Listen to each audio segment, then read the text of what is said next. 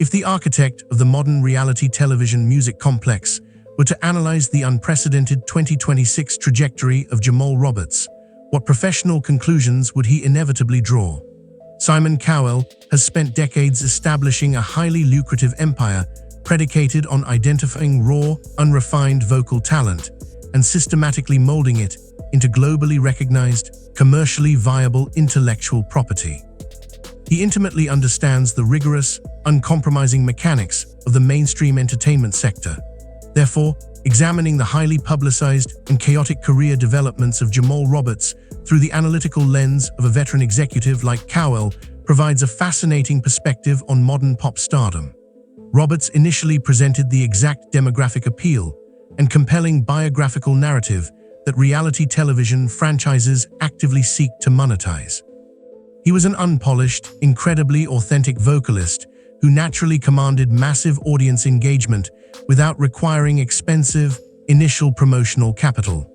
However, the subsequent professional fracturing that occurred throughout 2026 represents a severe deviation from the standard operational blueprint established by early talent competitions. A traditional executive analysis would view this situation not merely as an artist struggling with newfound visibility, but as a catastrophic failure of corporate asset management. The transition from a universally beloved television champion to a highly controversial, industry-defying figure challenges the foundational economic principles of the reality television pipeline. By evaluating Roberts' recent strategic maneuvers against the historical precedents set by industry titans, investigators can better understand whether this unprecedented rebellion is an act of professional self-sabotage or a brilliant adaptation to an evolving digital marketplace. How does an industry veteran view the sudden implementation of a highly restrictive 360-degree management contract upon a newly discovered, independently minded breakout artist? To properly contextualize a hypothetical executive review of Jamal Roberts' current situation, one must first examine the foundational legal agreements instituted immediately following his 2025 television victory.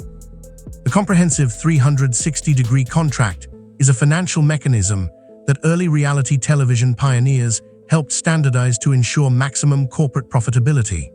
Under this specific framework, the affiliated recording label aggressively claims substantial equity across all potential revenue streams, extending far beyond simple audio distribution to include live touring, merchandise licensing, and lucrative third-party endorsements.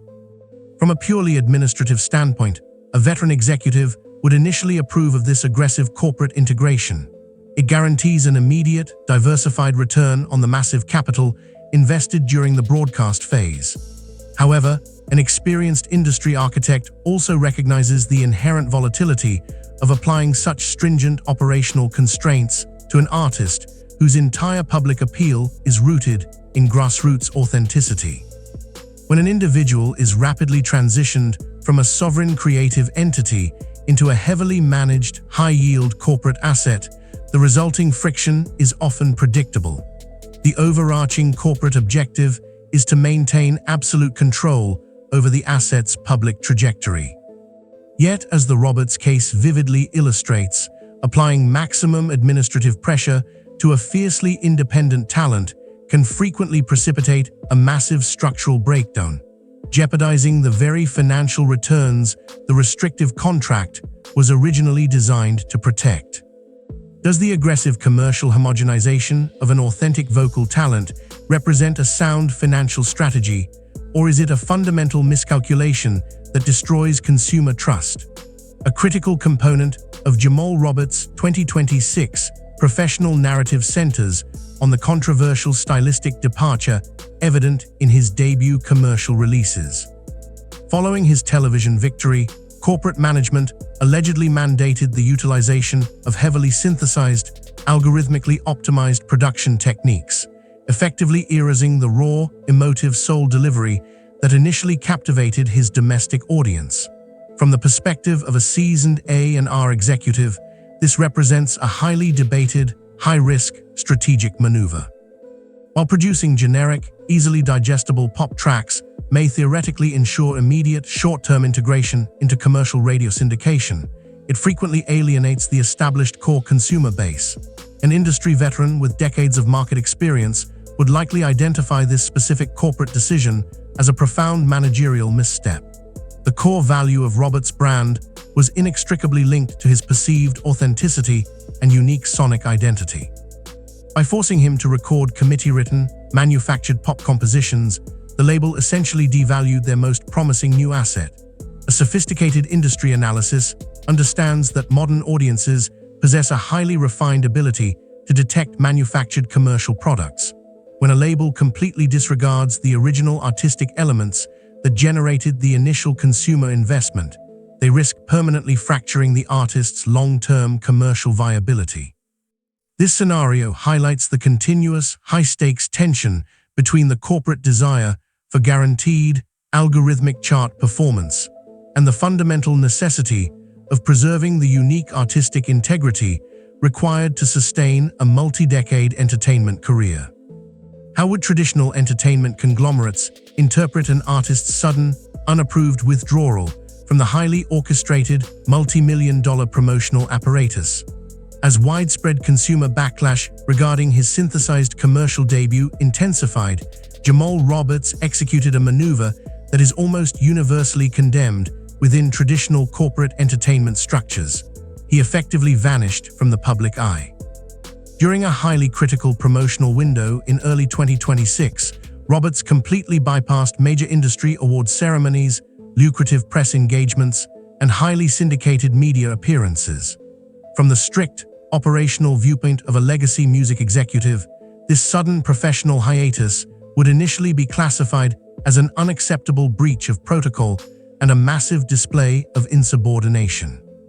The established industry blueprint dictates that newly signed talent must capitalize on their initial television momentum through relentless, uninterrupted market saturation.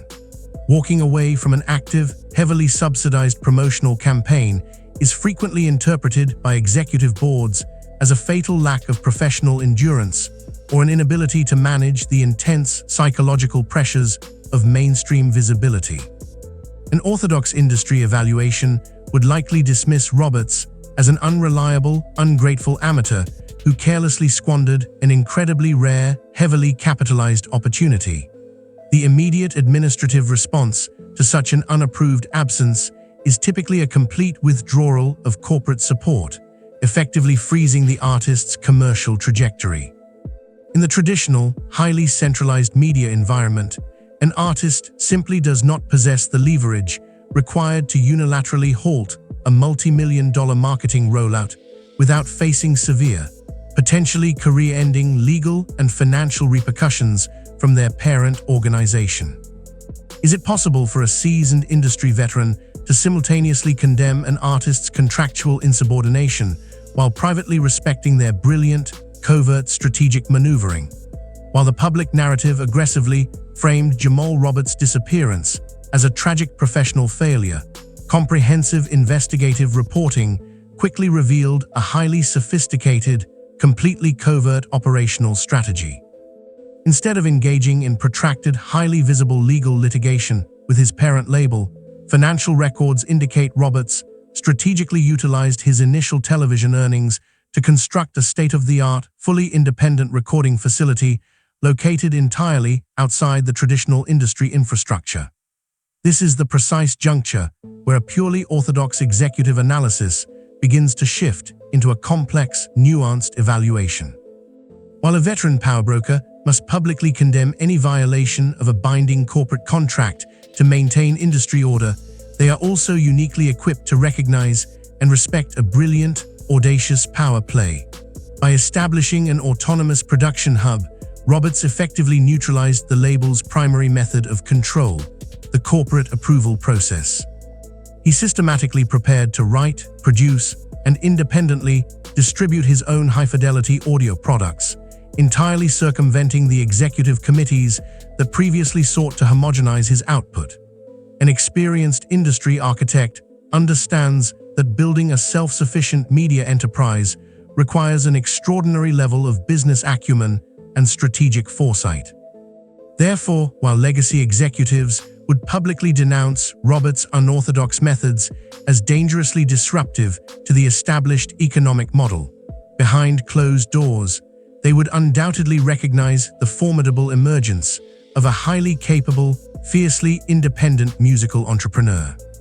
When an independent audio release successfully circumvents the established corporate gatekeepers to achieve global chart dominance, how must the traditional industry infrastructure respond?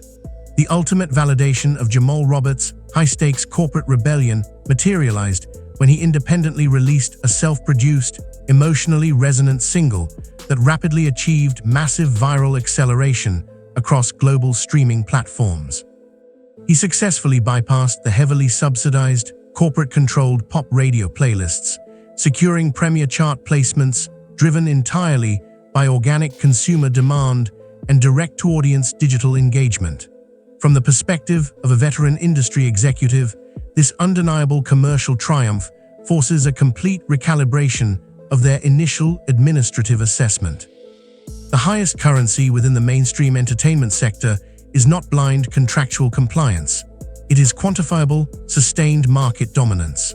By empirically proving that his authentic, independent audio output could generate massive, verifiable consumer engagement without requiring multi-million-dollar corporate marketing budgets, Roberts executed the ultimate industry victory. An experienced media mogul recognizes that fighting a demonstrably successful, highly autonomous artist is a fundamentally flawed financial strategy. Consequently, the final executive verdict on Roberts' unprecedented 2026 career trajectory would likely be a pragmatic, highly calculated pivot.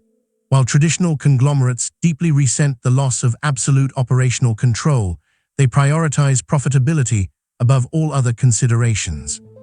Ultimately, the very executives who initially attempted to suppress his authentic sonic identity would likely be forced to rapidly initiate negotiations, attempting to secure a highly lucrative, equal partnership distribution agreement with the unstoppable independent force that Roberts has meticulously engineered himself to become.